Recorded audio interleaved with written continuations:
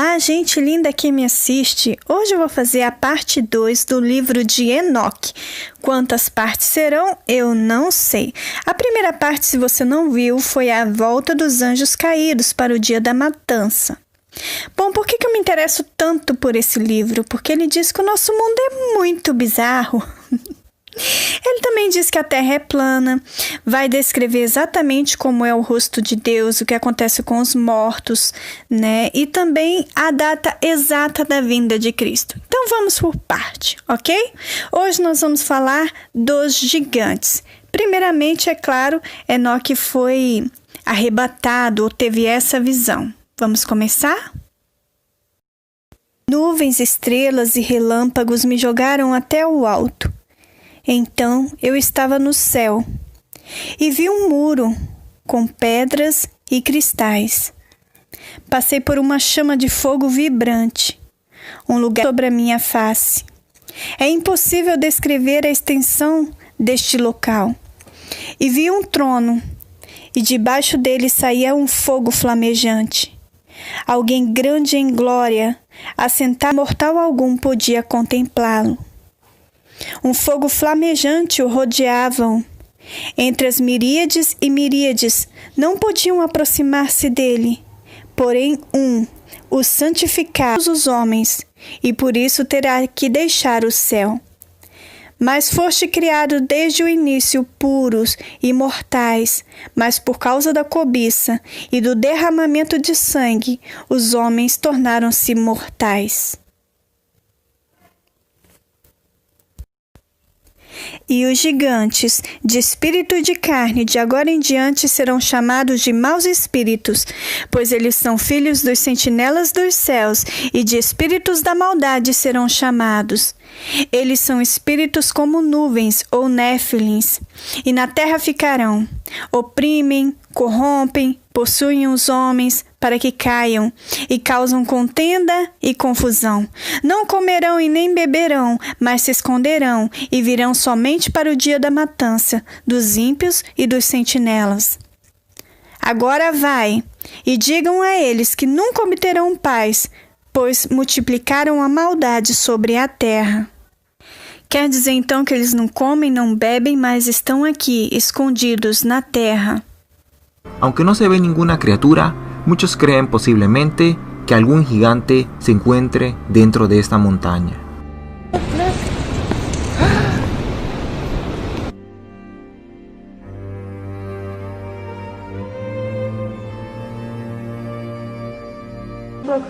Así, acá con el largavista, ese punto que yo lo veo brillante.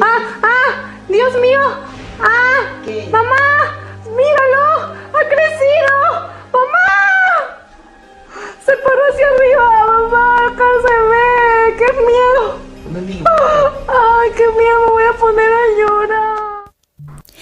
Em 2015, no Irã, foram encontrados câmeras hipersônicas ou sarcófagos em grandes cavernas com tecnologias e pedras de cristais que geravam um grande campo eletromagnético que induz a pessoa ao coma. Alguns segundos dentro da câmara equivalem a milhares de anos aqui fora, ou seja, dentro da câmara o tempo não passa. Eles têm nas mãos aparelhos como que telefones celulares, mas talvez ultrapassados, não é nada do que nós temos hoje. Eles têm tesouros de ouro e de pedras preciosas ao redor deles e caixas com alimentos por todos os lados, alimentos que resistem ao tempo. O programa espacial secreto, é claro, sempre secreto, está tomando conta desse caso. Vocês podem ver que isso aí são mortos, pessoas secas, sem globo ocular, mas nessas pessoas bonitas, com gordura corporal, cabelo sedoso, dá para ver que esses caras estão vivos. Eles têm a aparência dos Anunnakis ou dos Anakins, de acordo com a Bíblia. Esse conhecimento só foi levado ao público porque um ex-funcionário do serviço secreto que foi demitido resolveu contar ao mundo. Aliás, a única TV, a única mídia desta terra que teve coragem de passar essa reportagem foi na Rússia. Eu adoro a TV da Rússia, né? Inclusive já falaram que aquele sacrifício humano que aconteceu no CER realmente foi real. E a moça que foi sacrificada era russa. Tá vendo, gente, como esse mundo é bizarro? Essas teorias da conspiração parece que não são assim só teorias não, né? E para você, inocente, que não sabe de nada e pensa que nós chegamos no auge da evolução e que nunca fomos tão inteligentes como antes e que o mundo nunca teve tanta tecnologia assim para conservar uma pessoa em vida por tantos anos, sabe de nada, inocente. Dá uma olhada aí nos hieroglifos que nós temos aí nos sarcófagos do Egito. A mediados del 2015, salían a la luz tanto en prensa como en la televisión rusa, que 3 tumbas de gigantes habían sido encontradas de forma fortuita al realizar unas excavaciones para la construcción de unas viviendas. Beijo e a gente se encontra no próximo vídeo. Olá, gente linda que me assiste. Bom, depois da tempestade vem a bonança. Hoje eu vim falar sobre um assunto muito interessante que é o retorno dos anjos caídos, né, que se encontram no livro de Enoque Etíope, que não está na nossa Bíblia, como vocês já sabem, mas está em algumas Bíblias do Oriente. E sim, lá ele é considerado um livro inspirado por Deus. A Bíblia que nós usamos cita o livro de Enoque em Judas 1, 14 e 15. Enoque, o 7º, a partir de Adão, profetizou acerca deles. Peraí. Onde estão as profecias de Enoque? Onde estão os livros de Enoque? Bom, porque aqui está dizendo, né? Enoque é um escriba e esteve com Deus. Este livro será para os santos, justos e eleitos no tempo da tribulação. Não terá lugar nesta geração, só na futura. O santo aparecerá com as suas hostes no monte Sinai. As sentinelas e os homens estremecerão. A terra será imersa. Preservará os eleitos para sempre. Destruirá o iníquo e cada coisa perversa. Cada estrela celeste nasce e se põe em seu próprio tempo, sem transgredir os mandamentos que receberam. Mas os murchos de coração, que amaldiçoam o Criador, a paz não estará com eles. Os teus dias te amaldiçoarão, e os anos da tua vida perecerão. De ti sairá uma geração perversa que se multiplicará e não terá misericórdia. Os eleitos possuirão luz, alegria e paz e herdarão a terra. Eles serão sábios, prudentes, não repetirão transgressão, não morrerão em tormento e indignação, envelhecerão em paz e terão muitas alegrias. Naqueles dias, quando os homens se multiplicaram sobre a terra, tiveram filhas belas. E quando os filhos do céu viram as filhas belas, se apaixonaram por elas e disseram: vamos nos relacionar com elas e ter filhos. Samiasa disse: eu temo que vocês desistam desse propósito, e que só eu sofra por este crime. Então eles juraram e se uniram, e eram 200 anjos prefeitos sobre todos os outros, e fizeram isso no monte Armon, pois transgrediram o mandamento do Senhor, e não vieram em seu tempo determinado. Então, cada um escolheu para si esposas, e coabitaram com elas, e lhes ensinaram sortilégios e encantamentos. E elas geraram gigantes, de 300 cúbitos de altura, que devoraram tudo o que a terra possuía. Tornou-se impossível alimentá-los. Então, eles feriram os animais, os peixes, os pássaros, os répteis, para comer-lhes a carne e beber-lhes o sangue. E também voltaram-se contra os seres humanos, a fim de os devorar. E a terra clamou por justiça, com o sangue que era dela derramado. Então, os anjos disseram ao Yahweh tudo o que os anjos haviam feito, e lhes contou sobre a iniquidade e sobre os gigantes, e o gemido das almas sacrificadas, e perguntaram: o que devemos fazer a eles? Então Yahweh disse que enviaria um dilúvio e que deveria escapar somente a semente da boa raiz. Então Yahweh disse a Rafael: pegue Azaziel, amarra-o, mãos e pés, lança-o na escuridão do deserto e coloque sobre ele pedras agudas, cubra sua face, para que não veja mais a luz do dia, até o dia do julgamento final. Então lança-o no fogo. Restaure a terra, para que eu possa recebê-la. Portanto, a Azaziel se atribua a ele todo o mal e todo o crime. A Gabriel, Yahweh disse: vai aos filhos da fornicação, à semente da sentinela, excita uns contra os outros, para que se matam e que vivam no máximo 500 anos. A Miguel, ele disse: vai e amarra todos os anjos que corromperam a terra por 70 gerações debaixo da terra, até o dia do julgamento, quando serão jogados nos abismos de fogo eternamente. Que todo opressor desapareça e a semente da injustiça e da retidão desapareça. Que apareça somente a justiça e a retidão. Que tenham milhares de gerações e toda a sua vida e todos os seus sábados serão completados em paz. A terra será plantada e toda a semente gerará 100 medidas. Purifique a terra de todo o crime, de toda a impureza, e será o último dilúvio sobre a terra. E Enoque estava desaparecido e ninguém sabia onde ele estava, pois estava com Deus. Os homens desmaiarão de terror, apreensivos com o que estará sobrevindo ao mundo, e os poderes celestes serão abalados.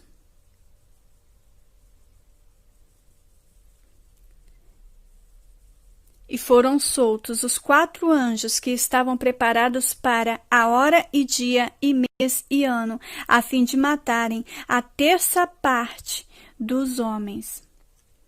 Apocalipse 14, 6 e 7. Dizendo com grande voz: temei a Deus e dai-lhe glória, porque é vinda a hora do seu juízo, e adorai aquele que fez os céus e a terra. Bem-aventurados os mansos, porque herdarão a terra. Bom, essa mensagem não é para você que está em fornicação, não é para você que está vivendo a sua vida de forma despreocupada, relaxada. Não é para você também que está perturbando a vida do seu próximo, falando mau testemunho, né? Também não é para você que está servindo o Deus Mamon, o Deus Cacau, dorme e acorda falando em dinheiro, ok? Essa mensagem também não é para você que vive em fofoca, mentira, calúnia e difamação e passa a noite e dia arquitetando o mal. Eu quero dizer para você que está tudo bem, viu? Não tem nada demais acontecendo. Isso aqui é só erosão de chuva, tá bom? Esta mensagem, na verdade, é para a igreja pura, santa, justa e salva, porque eles entenderão.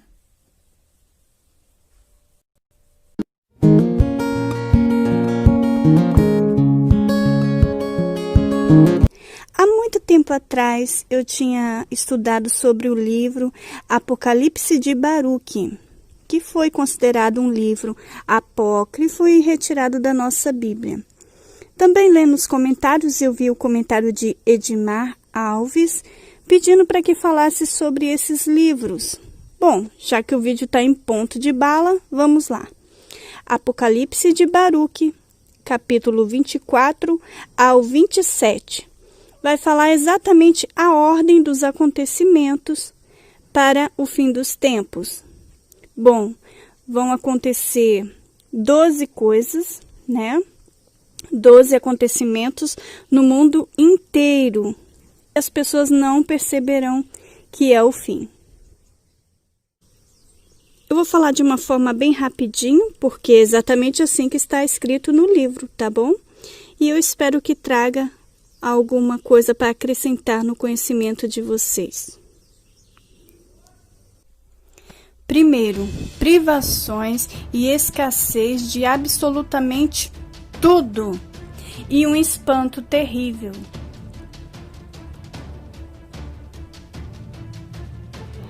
Matança dos poderosos, dos ricos, dos governantes e políticos em geral.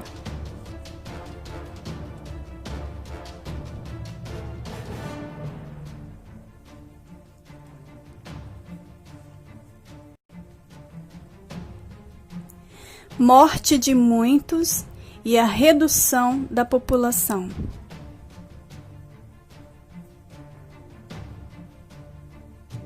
Espada e guerra.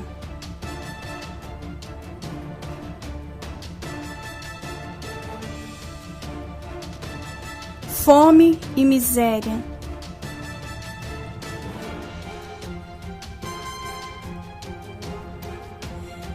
Dilúvio de chuvas.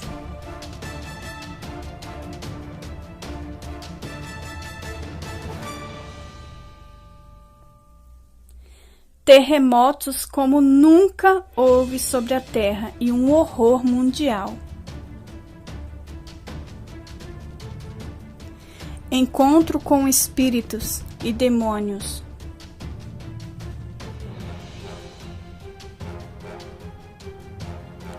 Queda de fogo do alto.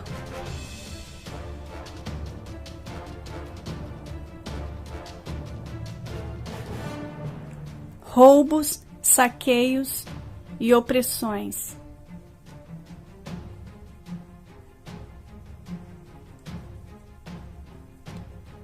Crimes e mais crimes e devassidão.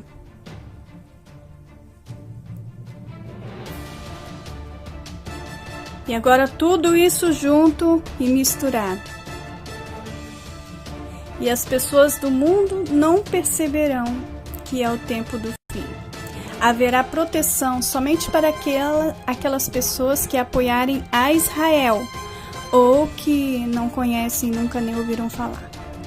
Choverá maná do céu para sustentar alguns. O Messias vai começar a se manifestar.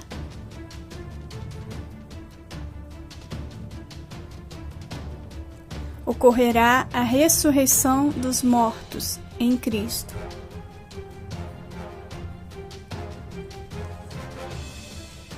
Sião será destruída, Jerusalém, e em seguida reconstruída.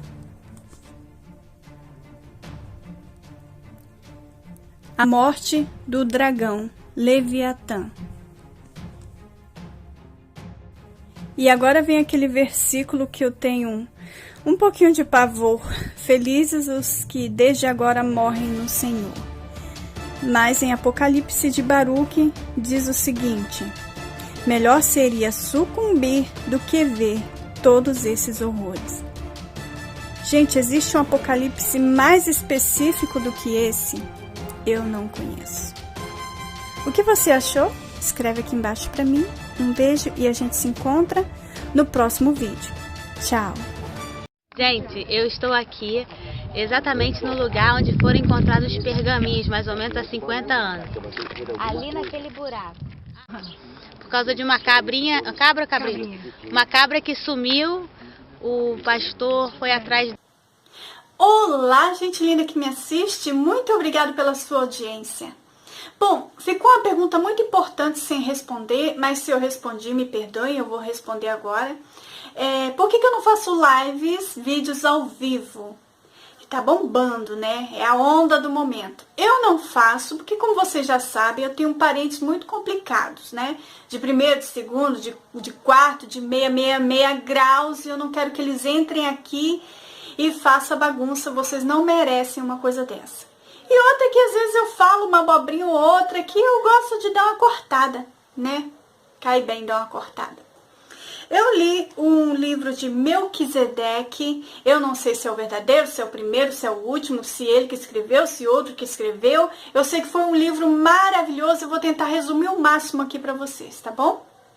Existia uma cidade chamada Salém, e o rei dessa cidade se chamava Adonias. Adonias, pois é. E era uma cidade muito bonita e pequena para 1.200 habitantes no máximo, tá?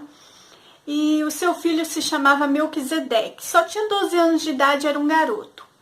E ele fez aquela cidade linda, cheia de mansões, a cidade era branca de doer os olhos. Pensa naquela época em que tudo era cor de poeira? Pois é, a cidade era toda branquinha, coisa linda, né?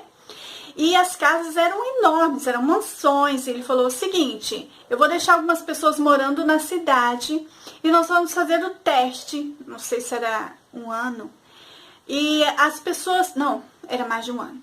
As pessoas que viverem sem egoísmo, sem cobiça, sem... Enfim, essas coisas que são as raízes de todos os males. O egoísmo estava em primeiro lugar. Sem ganância, sem mentira, sem roubar. Essas pessoas que passassem no teste ganhariam uma mansão dentro dessa cidade para viver lá eternamente. E ele sempre falava: ó, daqui a 6 anos eu vou dar a cidade para o meu filho governar, né? Até lá ele ia estar com o quê? 17 anos, por aí. E todo mundo adorava o garoto. E o Adonias escreveu uma lei que as pessoas tinham que seguir à risca, e ficava num pergaminho essa lei. E o príncipe, né, Melquisedeque, tocava instrumentos. Então ele tocava os instrumentos e tocava a lei do pai em forma de música, como se fosse salmos, né? E ele ia pela cidade tocando para as pessoas irem escutando e gravando as leis para não errar e ser vencedor e lá na frente ganhar uma mansão. E as pessoas repetiam essa lei, amavam essa lei desse pergaminho, era repetido o tempo todo. Em vez de armas, as pessoas teriam instrumentos musicais, todo mundo saberia tocar alguma coisa, dá para entender? E apareceu um jovem, muito parecido com o príncipe, muito conhecedor das leis, muito cumpridor, também sabia tocar, também sabia fazer músicas com as leis, tipo salmos, né? E o nome dele era Samael. E muito amigo do príncipe, os dois se tornaram melhores amigos. E o rei gostou muito disso, sabe? Desse garoto chamado Samael. Ele falou: o dia que meu filho se tornar o rei dessa cidade, o dia que eu coroar o príncipe como rei, o braço direito abaixo dele vai ser Samael. Só que Samael não gostou de ficar abaixo. Ele pensou: por que esse príncipe tem que ser acima de mim? Não, eu posso ser como ele. Porque, afinal de contas, nós dois sabemos a lei, nós dois sabemos cantar, nós dois sabemos tocar instrumentos, nós dois rodamos a cidade ensinando as leis para todas as pessoas. E o coração dele começou a se encher de inveja, de ganância, de orgulho, de tudo que não devia. Então o príncipe falou para ele assim: olha, eu tô achando o seu comportamento muito estranho, não se esqueça que isso aí é a lei, que você tá quebrando a lei. Como é que você vai ser abaixo de mim, sabe, ser tão importante, se você começar a descumprir a lei? Sabe o que Samael falou? O dia que eu for coroado, eu vou tirar até a lei. Porque o povo só cumpre a lei para passar no teste. Comigo não vai existir nem teste. Eles vão me amar, não vão precisar ficar debaixo desse jugo. Vai ser pela graça. Minhas palavras, tá? Tem pela graça. Então ele falou: olha só, se tirar a lei, isso vai virar uma bagunça, vai ser como qualquer outra cidade, não vai ter amor, não vai ter harmonia, as pessoas não vão ser felizes, vai começar a ter morte, vai começar a ter traição, vai começar a ter roubo, tiroteio. Aí ele falou: olha só, quando eu governar, eu vou tirar tudo. Você vai ver, as pessoas vão ser verdadeiramente livres. Aí o príncipe ficou preocupado e achou que isso não ia dar certo. Aí chegou o prazo, já tinha passado algumas pessoas, né, aprovadas e tal, chegou o prazo de coroar o príncipe. E durante a noite, ele ouviu passos entrando dentro do salão e ele ficou preocupado de alguém roubar a coroa e o cedro, porque quem ficasse com esse cedro, espero estar falando certo, esse mastrozinho, né, de rei, iria governar. e ele teve a sensação que alguém estava roubando isso. Ele acordou o pai e falou: pai, eu tô ouvindo passos lá no salão, que eu vou ser coroada amanhã, e eu tô achando que alguém vai roubar a minha coroa. Ele: não, filho, relaxa, não tá tudo bem. E ele dormiu. E na verdade Samael entrou lá e pegou o cetro e, sem ninguém saber, por detrás, ele já tinha falado com a população que quando ele fosse o rei ou governasse sobre eles, que eles não iam ser obrigados a guardar essa lei chata. E nisso, 1/3 da população estava com Samael. Então ele foi para fora da cidade, juntou esse pessoal todo que estava com ele, e nisso ele infernizou várias cidades, tentou invadir cidades, tentou dominar cidades, e eles ficavam nas cavernas, entendeu? Estudando a melhor hora de invadir Salém.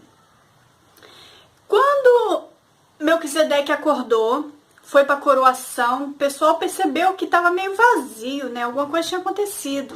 Não estava a cidade toda lá. Então, na hora que o pai Adonias abriu o estojo do cetro, estava vazio. Eu não sei se a coroa também foi levada, não lembro. E aí, ele saiu desesperado, porque quem tinha isso, aliás, no cetro estava gravadas as leis do pergaminho, teria o direito de governar. E ele saiu desesperado, pronto a resgatar o que era seu por direito. Quando Samael viu ele chegando, ele viu Samael já estava sujo. Primeiro ele rodou muito, depois que ele encontrou. Samael estava sujo e parece que ele jogou aquilo no chão tanto para apagar as leis, que o cetro estava sujo, arranhado, irreconhecível. Estava tudo errado, sabe? Parecia um mendigo. Aí ele pegou e falou assim: olha, eu vim resgatar o que é meu por direito. Aí ele falou assim: mas você tá pronto a pagar o preço? Ele: qualquer preço. Qual é o preço? Ele: você vai deitar aqui no chão, nu, e eu vou te espancar, vou fazer o que eu quiser com você. E aí você vai ficar com o cetro de volta. Topa? Aí ele falou: topo. Tirou a roupa, deitou, e Samael espancou ele, bateu, chutou, fez tudo que você pensar. E aí, quando ele já estava praticamente desmaiado, aí ele falou: você não vai levar o cetro não, porque eu vou destruir as suas mãos. E pegou, esticou a mão dele e com o cetro furou a mão, fez uma ferida enorme, vazou do outro lado. E a mesma coisa na outra mão. E nisso, quando ele perdeu muito sangue, quando ele parecia que estava praticamente morto, Samael ficou assustado. Falou: ih, matei. E eles eram praticamente irmãos, considerados irmãos, sabe? Foram criados muito tempo juntos, eram melhores amigos. Então Samael fugiu e largou o cetro para trás. E aí, quando ele acordou, Melquisedeque acordou, todo ensanguentado, pegou aquele cetro, todo arranhado, não tinha lei mais escrita, estava irreconhecível. Ele chegou todo quebrado, né, na cidade de Salém. Todo mundo foi perguntar para ele: o que aconteceu? Ai, meu Deus, o que houve? Ele chegou se arrastando, né? Ele estava praticamente morto há poucas horas atrás. E aí ele disse tudo o que aconteceu. Que Samael reuniu um pessoal rebelde, 1/3 da cidade foi embora com ele. E fez isso tudo com ele, mas ele conseguiu voltar com o cetro para casa, para governar para eles. E nisso passou mais um tempo até que ele se recuperasse, mandou tudo para o conserto, para reparação, para gravar novamente a lei, né, porque já tinha desaparecido. E o rei se recuperou, ficou com mais saúde, as mãos não curou totalmente, ficou a cicatriz eternamente, mas estava bem curado, sabe? Já não estava todo moído mais. E muita gente vinha para a cidade porque todos queriam morar lá. Era uma cidade que praticamente não tinha guerra nenhuma, era uma cidade que tocava música o dia todo, as pessoas recitavam as suas leis, aprendiam instrumentos, sabe? Era um lugar, tipo um pedacinho do céu. Então as pessoas saíam das suas cidades para tentar uma vaga em Salém. No dia da coroação, Samael entrou no palácio e ele achou que ele tinha matado Melquisedeque e que ele nunca mais ia ter que ver Melquisedeque. Mas aí ele viu que iam coroar um príncipe, ele ficou vendo quem ia ser coroado. E nisso entrou Melquisedeque, sentou com as mãos feridas, todo mundo chorava com a situação do que tinha acontecido e agora davam muito mais valor a ele do que antes. E tinha muita gente, tipo assim, ele carregou tanto que não fez nem diferença. Muita gente veio para a cidade para tentar morar lá, então assim, estava mais cheia, a cidade estava bem maior, estava toda reformada, estava bem melhor do que quando ele saiu. E ele estava mal vestido, mal cheiroso, todo irreconhecível, né? Com a cara horrível. E naquela época fechava-se a porta quando começava uma festa. E quando ele tentou ir embora, a porta estava trancada e ele não conseguiu sair. E coroaram Melquisedeque e Samael apareceu e foi reconhecido. E Adonias chamou ele e ele começou a encarar ele, ameaçar ele, sabe? E todo mundo já estava tão aborrecido com Samael, com o que ele tinha feito. E o povo de Samael já estava esperando a hora certa de atacar também, entendeu? Já estava do lado do negócio todo. Aí o pai falou assim, olha só, o negócio é o seguinte, vocês vão morar 6 dias nas cavernas de vocês. Vocês não são da caverna? Vocês vão ficar enfiados dentro dessas cavernas por 6 dias. E depois disso, eu vou acender uma fogueira e vocês todos vão morrer queimados. Deixa eu ver aqui as partes importantes, talvez eu tenha esquecido alguma coisa. Sim. Samael não queria nem calendário, tá? Ele disse que quando ele fosse governar sobre aquela cidade, nem calendário ia ter, porque esse negócio de contar os dias é penoso, não tem liberdade, esse negócio de ficar contando os dias, calculando.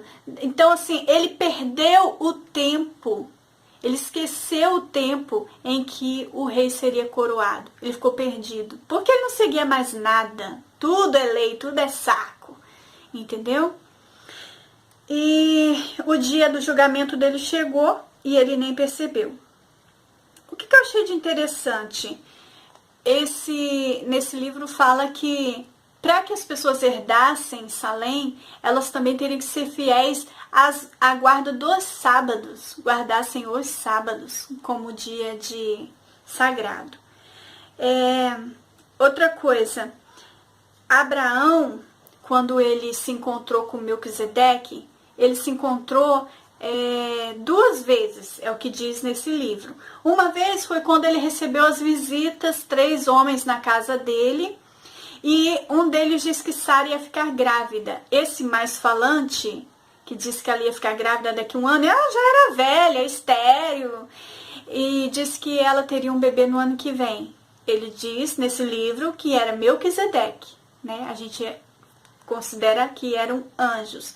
E é estranho porque Melquisedeque não tem, na Bíblia diz que ele não tem pai, não tem genealogia, não fala de filhos, é como alguém que não tem começo, nem meio, nem fim. A Bíblia deixa assim um mistério com relação a Melquisedeque.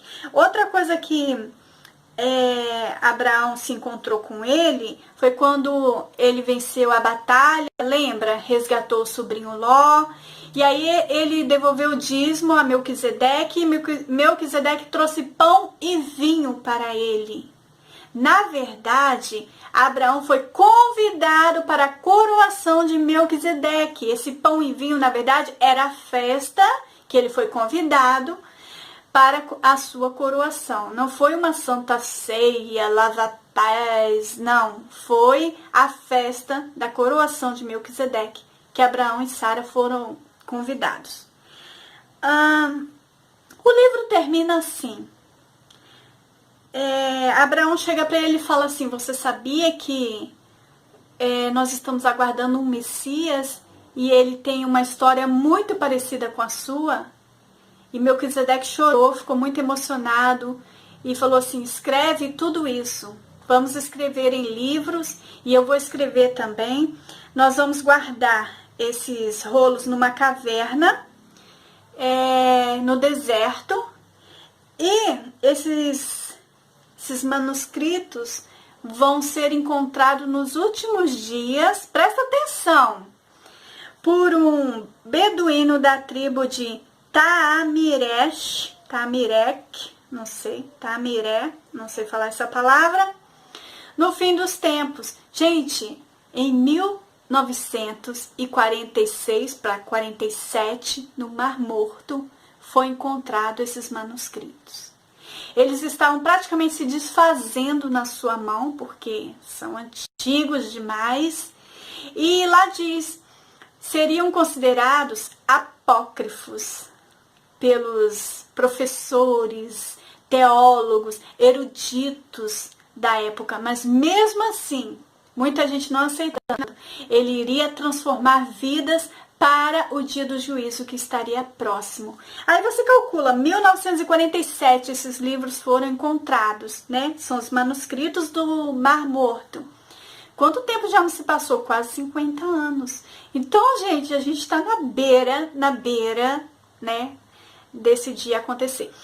Priscila, você acha que isso é verdadeiro, que isso é falso? O que você diz? Gente, não contradisse em nada na palavra de Deus.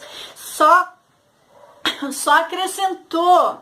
Então, assim, eu realmente achei fantástico. Eu vou deixar um link aqui embaixo, se você quiser ler, você não vai se arrepender, tá bom? Esse livro foi colocado em livros de alquimia, foi jogado para ocultismo, bruxaria, justamente para quem precisa ler e entender, nunca ia se interessar. Dá para entender o que eles fazem? É isso aí. Vede de tudo, retém o que é bom. Beijo no coração, fique com Deus e até o próximo vídeo. Tchau! Quando Salomão sugeriu que tudo o que foi e será está escrito na Torá, não falava de generalidades. Existiu o que se podia encontrar muito detalhado, incluso o seu nome e o meu, a sua vida detalhada e o seu destino. Seria tal coisa possível? Em Salmos 139:16 diz: os teus olhos me viram, e no teu livro foram escritos todos os meus dias. Poderia ser a mesma Bíblia que nós temos à mão? Entre muitas questões que se pode fazer, é que certas coisas ocorreram muito depois que se escreveram a Torá. Será possível prever o futuro? Não, a Bíblia condena qualquer forma de adivinhação. As profecias que falam sobre o fim do mundo, do anticristo, do sistema econômico do planeta conhecido como 666. A Bíblia proíbe consultar adivinhos, bruxos, astrólogos, e não podemos colocar os códigos bíblicos assim, pois seria um insulto a Deus. Nenhum ser humano poderia ter codificado a Bíblia.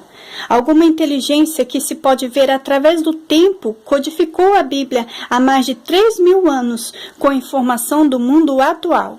Os códigos me dizem que há um Deus e há um plano e sua palavra é inspirada e tudo ocorre de acordo com o seu plano traçado.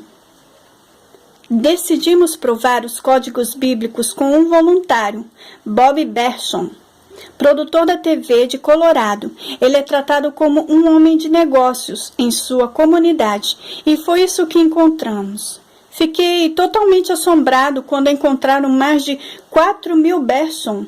E não só isso, encontraram um Bob Berson. Minha universidade, projetos que havia realizado na minha carreira, o nome da minha filha, da minha ex-mulher, da minha mãe, do meu pai. É assombroso esse código bíblico. Um Um pastor que domina muito bem o hebraico passou muitos anos investigando os códigos bíblicos sem a ajuda de um computador, e ele descobriu. O primeiro capítulo de Gênesis está todo fundamentado na palavra de Deus. Mais de 1000 nomes bíblicos de toda a Bíblia, como Abraão, Isaque, Jacó e suas esposas, Noé, Sem, Cão e Jafé. Também lugares como Egito, Assíria, Babilônia, Mesopotâmia, Grécia, Roma. Deus codificou isso. Não está em secreto, só oculto. Isto prova a existência de Deus, da divina inspiração, das Escrituras e da confirmação de Cristo como Messias. Esta é uma das matrizes mais largas de Gênesis 1. No meio está Elohim e Yeshua, cercado pela palavra Messias, e também Salvador, Redentor, verdadeiro e autêntico. E Yahvé como comprovação. Isso garante que Jesus realmente é o Messias. Há 16 anos, um grupo de cientistas judeus criaram um programa de computador que detectavam palavras codificadas da Torá, dos 5 primeiros livros da Bíblia, tomando a primeira letra, saltando algumas casas, tomando outra letra e saltando da mesma forma, até encontrar a mensagem criptográfica de letras equidistantes. A palavra Torá em hebraico tem 4 letras, T-O-R-H.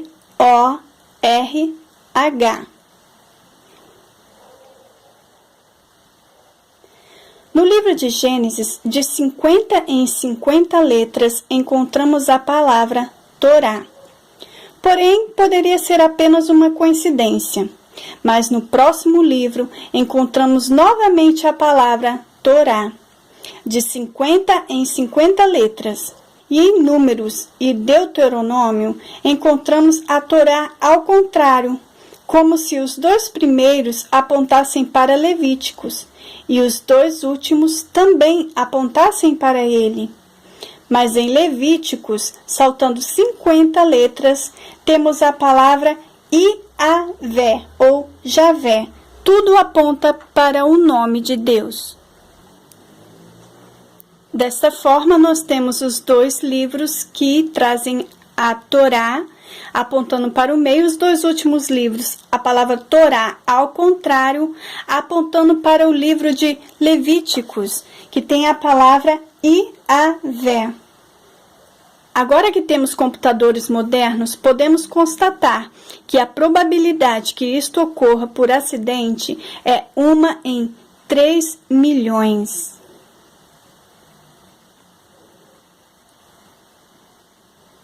Os primeiros livros da Torá sugerem que Deus citou letra por letra a Moisés, com uma sequência precisa, sem espaços nem pontuação. A história da humanidade, poucas coisas têm sido tão bem guardadas e conservadas com tanto cuidado como são os rolos da Torá. Os rolos da Torá foram escritos à mão por escribas que recebiam treinamento e preparação. Se por um acaso omitir ou rasurar uma só letra, poderia destruir todo o universo. Descobriram através dos códigos da Torá o nome e as datas de nascimento de 34 sábios mais famosos da história judaica. A probabilidade matemática de que tal coisa era casualidade era impossível. Com certeza Deus citou a Moisés, letra por letra, de todo o Gênesis. Este estudo teve prestígio pela revista Ciência e Estatísticas para ser revisado e publicado. Mas muitos cristãos e judeus não aceitaram os códigos bíblicos.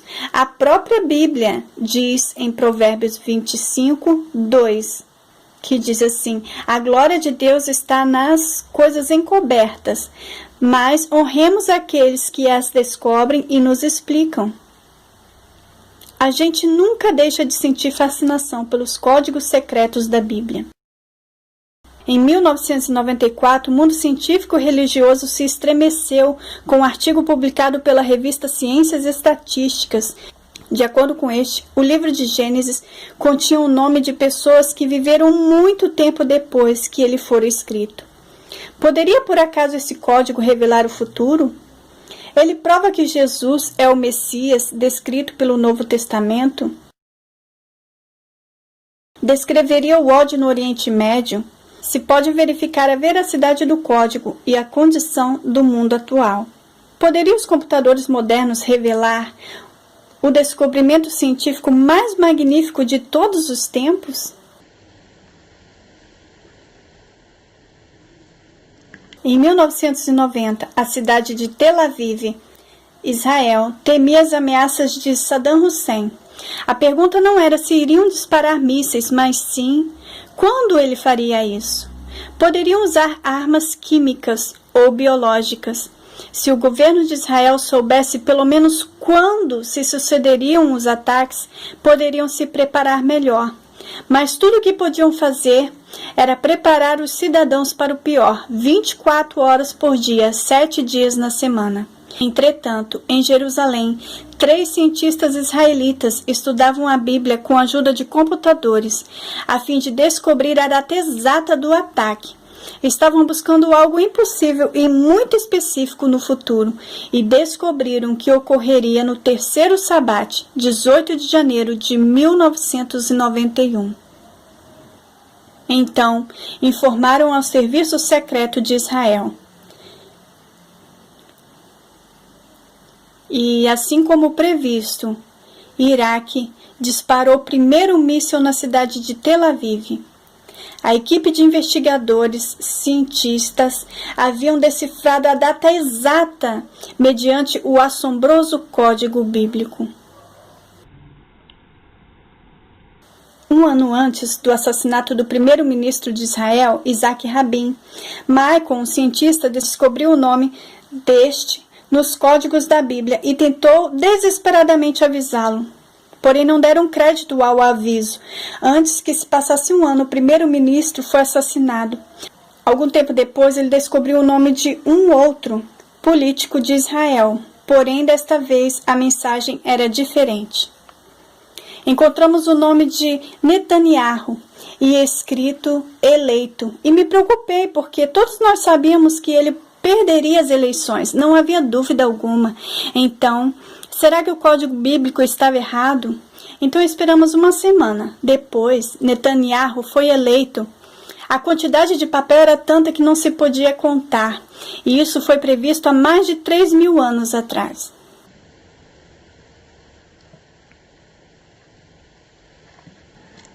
Descobriram coisas terríveis, como a imunodeficiência adquirida, AIDS. No 5º capítulo de Gênesis, existem codificados relacionados ao vírus, palavras como sangue, morte, vírus, imunidade. A reunião dos inimigos mais antigos da história, como Isaac e Ismael, também está na Torá.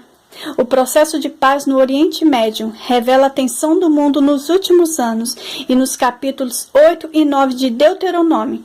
Revela os personagens envolvidos nesse processo, assim como os eventos que estão se sucedendo. Encontramos as palavras paz, Israel, tratado, Arafat, Isaac Rabin, Simão Peres.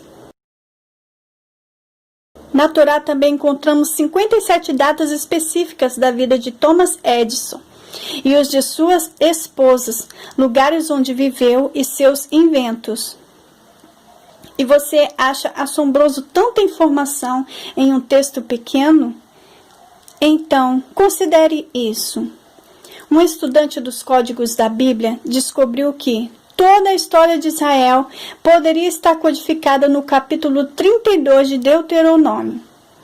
E no mesmo capítulo, este estudante encontrou o seu próprio nome.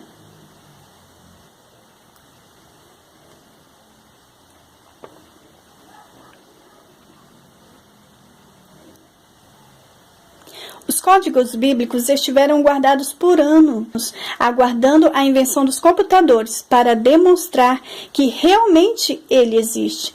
Pelo fato que podemos afirmar hoje, os códigos bíblicos não são exclusivos de matemáticos, cientistas e estudiosos da matéria. Deus não confiou sua palavra aos espertos, mas sim a gente comum, pescadores, cobradores de impostos. Deus sempre colocou as suas mensagens de um jeito que todo mundo poderia entender. Terríveis furacões como o de George foram codificados, mostrando os países que seriam afetados. A data exata, dia 22, 23 e 24 de setembro de 1998, o número de mortes no desastre e a categoria de grau 5. Mostrou também viagens ao espaço e assuntos triviais como o resultado de jogos de beisebol, o nome de todos os grandes rebatedores, sua melhor temporada e suas histórias no beisebol. Encontraram também 27 termos relacionados ao ataque estadunidense no Quênia. 12 semanas antes do incidente, temos os nomes como Embaixada Estados Unidos da América, Koche, bomba, 247 mortos, Nairobi, Quênia, matar e destruir. Dia 7 de agosto de 1998, às 10h45 horas da manhã, e o nome de 2 homens identificados como terroristas.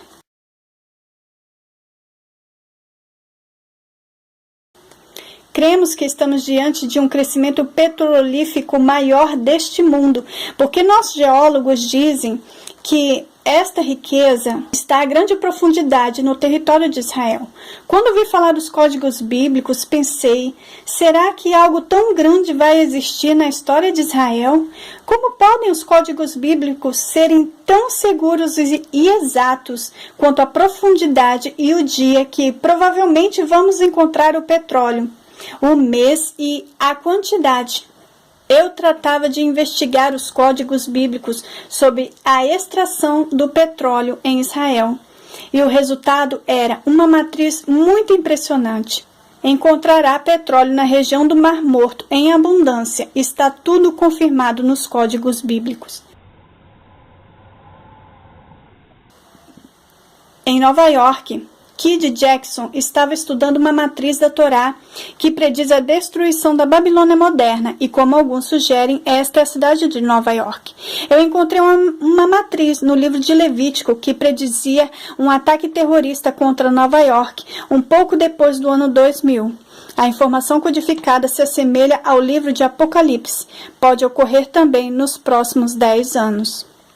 O código bíblico não nos fala de um futuro inevitável. Nos dizem de todos os possíveis futuros que escolhemos e que vai determinar o enlace. A mensagem mais importante do código é que podemos colaborar com o nosso futuro. Eu creio que é por isso que a Bíblia foi codificada, para que tenhamos essa advertência a tempo para poder nos salvar. Pode alguém duvidar da existência de Deus? Acaso Jesus e Yeshua está em cada matriz do código bíblico? Acaso os códigos bíblicos não confirmam que a Bíblia é inspirada e verdadeiramente é a palavra de Deus e deve ser estudada cuidadosamente? E que tal descobrir que a parte mais emocionante e mais importante dos códigos bíblicos é acerca de você?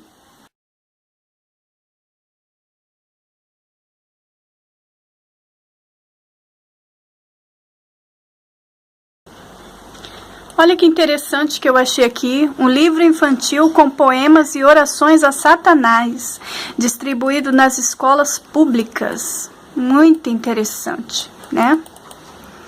Estava lendo o blog Parceiro Medo B, quando uma mãe chamada Janilda Prada encontrou um livro na mochila da sua filha de 9 anos. O livro a deixou assustada. O nome do livro é Máquina de Brincar, do escritor gaúcho Paulo Bentencourt. O livro tem 2 versões, uma para se ler no claro e outra no escuro, contendo poemas e orações a Satanás. A mãe colocou esse post no Facebook para deixar alerta às outras mães. O autor Paulo Bentencourt se defende dizendo que não há mal algum em brincar com a palavra Deus ou diabo, é só descontração. As crianças amam terror e coisas obscuras. Interessante. Esse aí é o livro, ó, A Máquina de Brincar. Essa é a capa do livro. Essa é a parte para se ler no escuro. E agora vem a oração a Satanás. O diabo que me carregue. Ó diabo, meu grande amigo, vem brincar comigo. A tua cara malvada deixa Maria assustada. Ó diabo, meu grande amigo, vem brincar comigo. Do teu olho, de repente, cai uma lágrima de sangue. Ó diabo, meu grande amigo, vem brincar comigo. A tua testa é coroada por 2 guampas afiadas. Ó diabo, meu grande amigo, vem brincar comigo. Todos os filmes de terror tu escreveste com amor. Ó diabo, meu grande amigo, vem brincar comigo. A tua capa vermelha me empresta pro carnaval. Uma coisa linda, né, gente? Sossega. Vão falar mal aqueles que não estão contigo, que não foram convidados pelo diabo, meu grande amigo. Ainda bem que eu não fui convidada. E agora, e a parte de Deus? Vamos lá. O que Deus nos deu? Vai falar que não deu nada, quer ver? Não sei o que, afinal, Deus não manda um sinal. Ó, que coisa, e Satanás manda sinal o tempo todo. Ah, interessante. Mas tento adivinhar. Se em Deus eu acreditar, vou enxergar lá no céu o mais bonito dos espelhos. O mundo vai ser melhor e eu vou me salvar. Se de Deus eu aceitar esse segredo tão grande de conversar com o invisível. Quem já viu sua cara? Quem já falou no ouvido desse pai tão desconhecido? Que interessante. Eu ainda não. Ah, mas o diabo sim. Mas esperem, que um dia descubro tudo. Deus é só uma ideia? Deus é o nome de uma esperança? Deus é um pedido de socorro? Ou Deus ainda é criança? Brincadeira não. E por ser tão pequenino, tem medo de descer do céu à terra cá embaixo, tão longe. O que Deus nos deu, eu sei. Vamos brincar de cabra cega? Topamos. E ele respondeu, vou me esconder para sempre. Não é que o capeta venceu? Interessante, né? Aí eu te pergunto, o governo cuida da saúde? Não. Da educação? Claro que não. Ele dá iluminação pública direitinho, água, esgoto. O Brasil é um exemplo de país, né? Mas dos nossos filhos ele quer cuidar.